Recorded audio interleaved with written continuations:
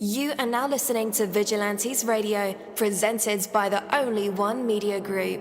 This is the people's choice for quality interviews, celebrities, and special guests. Hosted by Demetrius-Reynolds. Call in to join the mix at 701-801-9813. For the complete archive of episodes, visit onlyonemediagroup.com and be sure to like us on Facebook at Vigilantes Radio. We welcome all. Enjoy the show.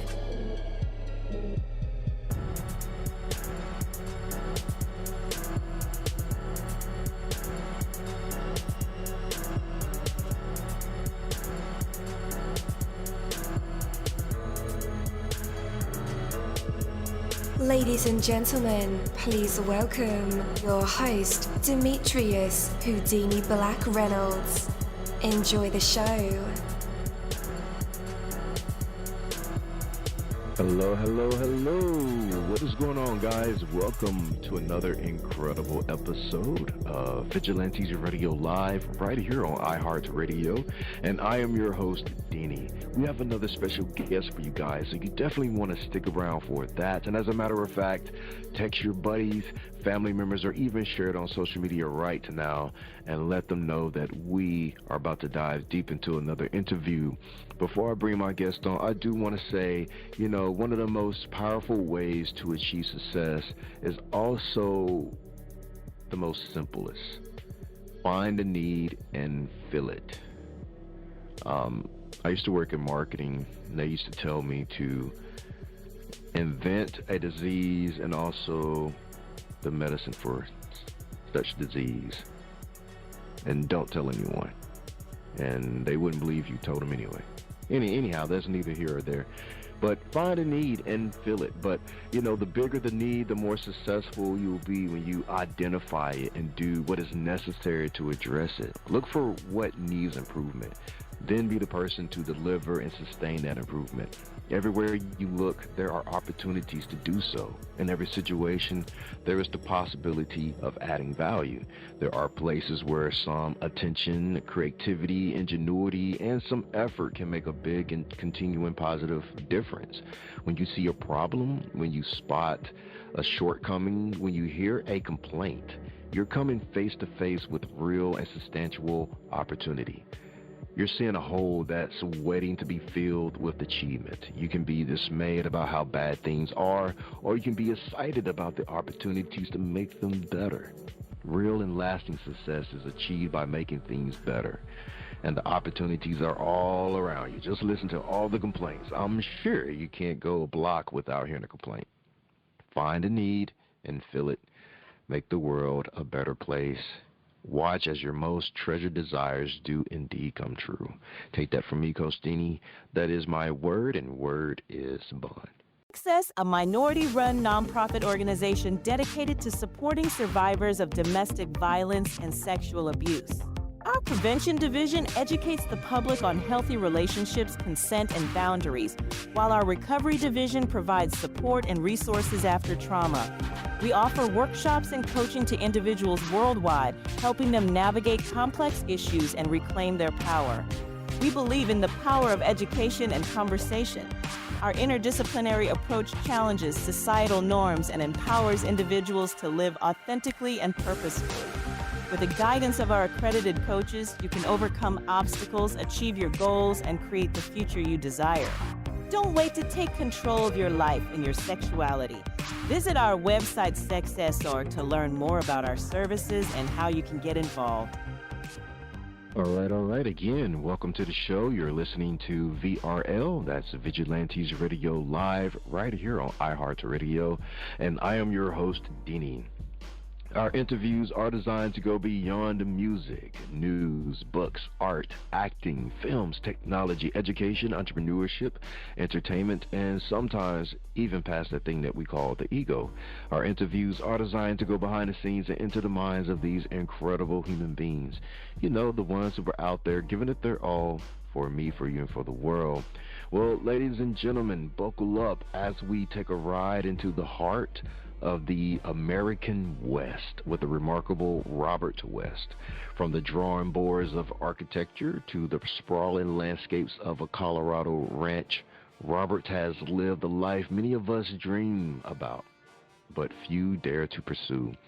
His story isn't just about changing careers, it's about embracing destiny, respecting the land, and finding harmony and life's second act. With a tale that echoes the spirit of Yellowstone and the humor of City Slickers, Bob's journey from architect to cowboy is nothing short of inspiring. So get ready to be moved, amused, and enlightened by a man who lived through the cultural clash of urban escape to rural revival. Hello, Robert. Welcome to the show. Yeah, thanks a lot for having me on your show. Absolutely. We are absolutely excited that you're here. Can you share what sparked this change in your life and led you to really embrace the cowboy lifestyle? Sure. I was living in Boulder, Colorado, and I had a architectural firm there that was doing really well. I was so busy. I had a wife and 2 kids and a stepson, and I was working 65 hours a week, and the only time they could see me during the week was on television at some city council meeting trying to get a project approved. And so my wife and I said, hey, we've got to find a place where we can get out of the hustle and bustle of the crazy life of 3.5 million people living along the Front Range of Colorado. It has to be within 3 hours of driving because we wanted to leave about noon on Fridays and get back Sunday night. And we were really, we didn't want to go up the normal way up I-70 to the ski areas because that's very difficult now because of the traffic, and it was difficult back in 1993 when we were looking. The kids were loving Nintendo because that was the new gaming device that came out in that era, and they wouldn't get out of the basement. So we wanted to find a place that we could, get them outside. And long story short, after 2.5 years of sort of failed efforts, we ended up crazily buying a 4,000-acre cattle ranch in Wheatland, Wyoming, which is north of Cheyenne in the middle of nowhere, with 150 cow-calf operation ongoing, and we knew nothing about cows. What? Oh, man. Yeah, that was quite the stepping into it, let's say. It was a really interesting ordeal, and it actually, the 10 years that I owned that ranch changed my life. Oh, yeah? How so? Well, I'm a cattle rancher now. I built this firm that, with some partners, that ended up being the largest firm in Colorado. And by living up in this ranch, and seeing the cultural clashes, which there's lots of stories about, when you'd leave a business where you're sitting down at a table in a chair and you're designing people's buildings and houses, and then all of a sudden, about 3 hours later, you're out in the total wilderness, out in Wyoming, roping cattle, and dealing with the outdoors and nature. It's just an amazing difference in lifestyles and experiences. And I learned a lot on this ranch. We bought it from a 78-year-old rancher that had a heart attack, and he had lived there with his father most of his life. And he didn't want to give up the ranch, but he had to, because when we bought it, it was Thanksgiving, he could not buy a turkey for his Thanksgiving dinner. He was so broke.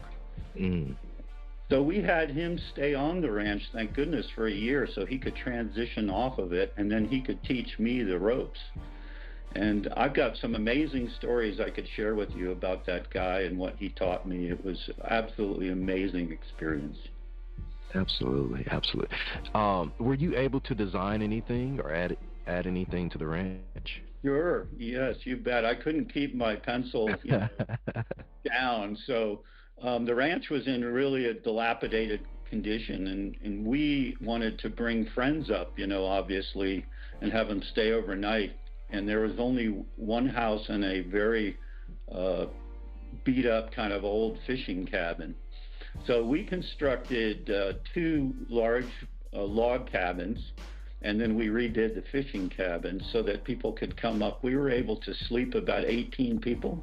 Wow. And so we had a lot of fun with bringing our friends up from Colorado to this very remote area. Man, that is cool. That is real cool. So in your journey, I'm sure you've encountered moments of conflict, change, decision-making that many may shy away from. But reflecting on your experiences, what do you believe is truly worth fighting for in this life? Boy, good question. One of the things that I liked about being up in Wyoming was the honesty, the history, and just the pure amazement of the people up there. They're somewhat isolated. There's several generation cowboys, so they live an entirely different life than us urbanites. And learning about how truly handshakes and ways of living up there by honor and sort of duty was the way they lived. And they certainly dealt with a lot of issues. There's incredible weather issues up there. There's all kinds of potential catastrophes. Sometimes there's fires and all kinds of things, and nobody's there to help them. They have to do it on their own. And so I think, just learning that independence, the fact that, people, when you talk to them, they're not lying to you and all that, that's worth fighting for in today's world. I really believe that, that kind of thing is what we need. It seems like we've lost the ability for people to tell the truth and to be honorable. And I think those things are something that we need across all lines. Absolutely. What motivated you to write 20 Miles of Fence, Blueprint of a Cowboy? Well, I kept a journal of my experiences up there because you had to keep a journal sort of to remember what you did last year, and what dates and how many cows you sold and all that as part of the business. And so I kept this journal, and my CFO, Janet Fogg, my CFO, Chief Financial Officer of my architectural firm, Oz Architecture, was writing books, and she was doing it as a hobby. And after I left that ranch, we were sitting on a new ranch that I own here in Livermore, Colorado, on the front porch, and she said, well, you told me you had this journal. Can I read it? And so I gave it to her, and she said, there's a book in here. There's a good book. And so she joined me on this effort. It took us 14 years. We were both really busy in our profession, and she went off and retired and started writing full time. But COVID hit, and of course we had a whole lot of time on our hands, at home, and so all of a sudden we were able to finish this book. She told me that it would take, there's so many books out there trying to be published. She told me that it would take probably 5 years and probably 50 inquiries. Well, we put 2 inquiries in, and surprisingly to her, I got a call the very next day from Bison Books, University of Nebraska Press, from the editor there wanting to publish the book. The sad story is about all of this and why I'm doing these podcasts and really trying to push the book. It came out in March last year, and unfortunately, Janet, who is a 40-year dear friend of mine, got reoccurring breast cancer and ended up passing right after the book was published. So, that's how the book was finished, because I had help from a writer who really was a tremendous wordsmither, and she helped me with, my experiences, put those things on paper. That's amazing. And my condolences. Yeah. Well, I could read something very short to you. It's an epigraph, and this would give you an idea of how good she was. And Absolutely. I think your listeners would like this. It's very short. Absolutely. I would love it. Yeah. Okay. So remember that I was the one experiencing, the grit and the dirt of the life up there, which is full in the book with stories both that you would laugh at and you would probably cry at some. It was very self-deprecating, but trying to tell somebody else that didn't live that life the stories and then get them down on paper was difficult. And one of the things that I wanted to do was try to explain Wyoming. And so, I would tell her things, and here's what she wrote, and this is in the beginning of the book. How do you describe the utter vastness of Wyoming prairie? The smell, the clarity of the air, the inability to judge distance, the solitude, where you can hear the sun set. That's fantastic words from a wonderful lady. Very fantastic. Wow. She has such a way with words. Wow. Yes, and the book is full of that voice.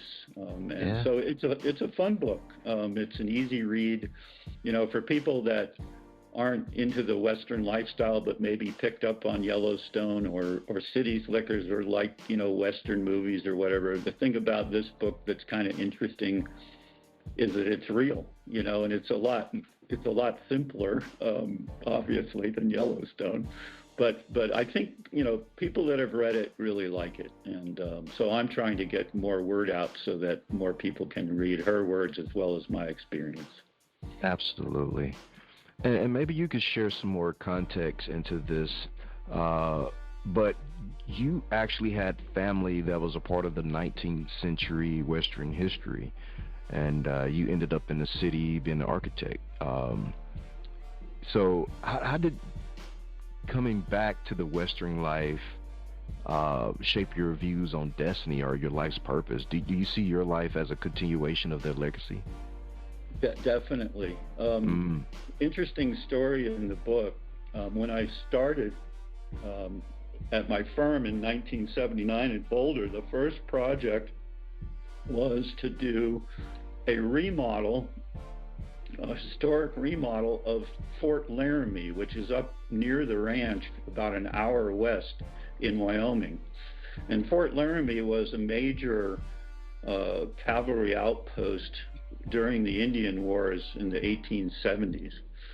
And my great-great-grandfather, turns out, was a Civil War veteran. He immigrated over from Austria, and he was brought into the Civil War as a captain, and he ended up being at this fort. And I did not know that when I had done this work in 1979. Well, my family had a reunion up at Fort Laramie, and 20 years later, I had not seen my work. So I said, hey, I want to go. And when I was doing the work in 1979, I was doing a stair up to the top floor of the barracks, and the dimensions made no sense. And I asked the principal in charge of the project, hey, can I go up and measure this? And he said, no, we don't have any money left on this job. Just put field verify. And that's always a mistake in architecture, because when I got up there, we were invited to the second floor where the archives were, because there were lots of letters from my great-great-grandfather when he was commandant of the fort. And when we got to the top step, the curator said, hey, watch that top step, it's 2 inches too short. Ooh. So that was my fault back in 1979. So, destiny takes you to amazing places. And it turns out that my great-great-grandfather was on that ranch because he used to take logging trips and hunting trips over there, and they would follow the rivers, and this ranch happened to be on the North Laramie River. So speak about, I looked at probably 30 properties before we ended up with this one, and I believe that's why we ended up with that one. Mm-hmm. I see. All right. Robert, where can our listeners connect with you on the internet? Well, I pretty much just do Facebook, and I'm under Robert Bob West, and also Whiskey Bell Ranch, Bell with an E on the end. And I raise Scottish Highland cattle now, which not a lot of people are familiar with, but they're really cool looking, hairy, hippie cows with horns. And they're all over the place in photographs in people's living rooms now. And so, you can follow me on that. You can see a lot of my architecture because I post, jobs that I used to do. And then you can also, if you're interested in Western life, you can sort of watch what a cattle rancher does today. So it's kind of fun. Absolutely. All right. Listeners, just in case you need those links, I will have them in the description of this episode and in the show notes. So all you guys have to do, just click the links. I love looking at architecture, so I'll be definitely checking that out myself. So thank you so much. Robert West, it has been an absolute pleasure having you share your incredible journey with us. From the drafting table to the open range, your life is a testament to the beauty of embracing your life, is embracing change, pursuing passions, and living authentically. To our listeners, 20 Miles of Fence Blueprint of a Cowboy is not just a book, it's an invitation to explore the depths of one's desires and the possibilities that await when we dare to step into new territories. And Robert, we wish you all the best with your ongoing adventures and can't wait to see where your cowboy path leads next. Thank you for joining us and reminding us that it's never too late to chase our dreams. And until next time, guys, keep riding towards those horizons, living your story 1 mile at a time. Good night. Thanks a lot. Absolutely. Hey, what's up, long time? I forgot to mention that, by the way, this is Deanie, Vigilantes Radio Live, VP of Operations for Busy Bone from Bone Thugs and Harmony, blah, blah, blah.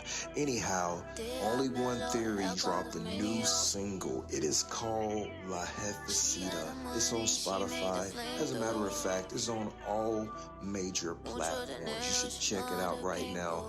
Oh, and by the way, there's also a visual on YouTube.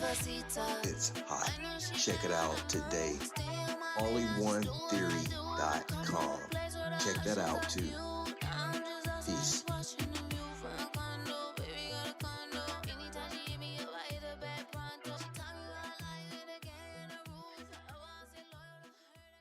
Thank you, my Vigilantes family, as always, for checking out my podcast over here at Vigilantes Radio Live. All episodes are available for free download, and you can grab it from either Spreaker.com/Only One Media Group, Spotify, Castbox, iHeartRadio, iTunes, YouTube, the app Podcast Addict, or over at our website, which again is onlyonemediagroup.com, and that goes for every single show that we've ever aired. If you like to request some music or send something for me to play, email it to vradio@onlyonemediagroup.com. That is V as in Victor. And here's my disclaimer: we are genre free, we do not judge, and we absolutely do not base our opinions on hearsay but facts alone. And actually, scratch all of that, because all of my opinions are always right. That's the bottom line. This is my show, so deal with it. Just kidding. On behalf of myself, Denny, I appreciate all you guys for tuning in, either afterwards or live with us. Spread the word, because sharing is caring. We stepped up our game just for you guys and our guests to make sure that you have the best experience here on our show. Be sure to connect with me on Facebook, Twitter, Instagram, Tumblr, Snapchat, TikTok, at all social media sites, as well as Spreaker, YouTube. We always follow back. Okay, well, just remember to put yourself into everything that you do and never stop investing in yourself. Peace, love, grilled cheese, and talk with you later.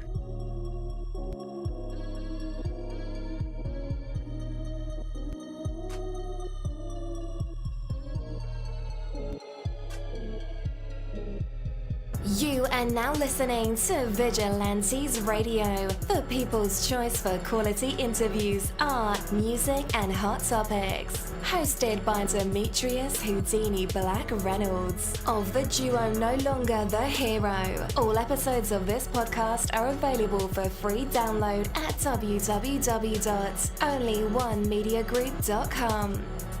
This is a Seventh Sign Regime Rebirth Worldwide Syndicate exclusive.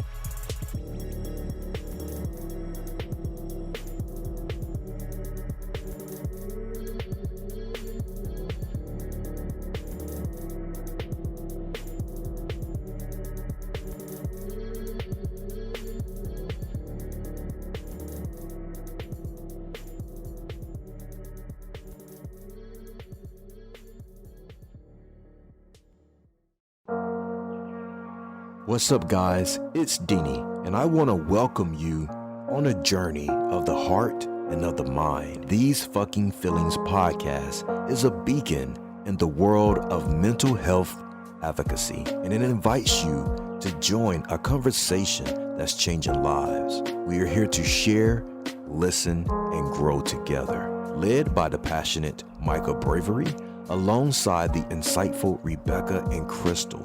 This award-winning podcast dives deep into the human experience, from navigating relationships to coping with loss. No topic is off limits. It's about real stories and real emotions. These Fucking Feelings is more than just a show. It's a community, a place where vulnerable isn't just accepted, it's celebrated. You can find it across major platforms, including YouTube and Facebook Watch.